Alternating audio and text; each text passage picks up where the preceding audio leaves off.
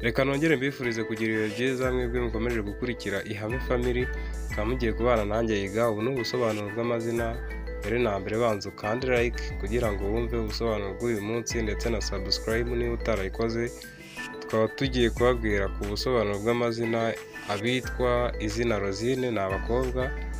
Ubundi ubusanzwe izina Rosine rifitwe n'abantu benshi, by'umwihariko ab'igitsina gore. Uyu munsi turarebera hamwe byinshi ku iri zina. Ngiye kubabwira iri zina nyine, abitwa ba Rosine uburyo babayeho.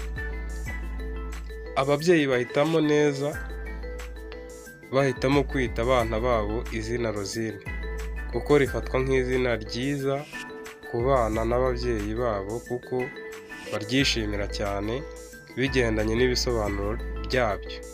Ubundi izina Rosine rikomoka mu rurimi rw'Ikigiriki ndetse n'ururimi rw'Ikilatini, rikava ku izina rya roza, bisobanuye ururabo rwo mu bwoko rwa roza rukundwa n'abatari bake, by'umwihariko abakundana. Rosine kandi bivugwa ko riva ku Kidage roza cyangwa se hoza, ntabwo twizeye Ikidage, ndetse rikava ku izina rya Rosalinda.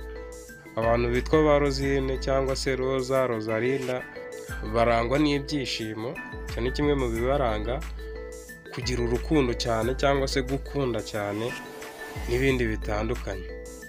Iyo ni imiterere y'abitwa ba Rosine, uburyo babayeho, culture zabo. Ndabakunda cyane, mukore subscribe. Iyi ni Ihame Family, mukomeje gukurikirana channel yanyu.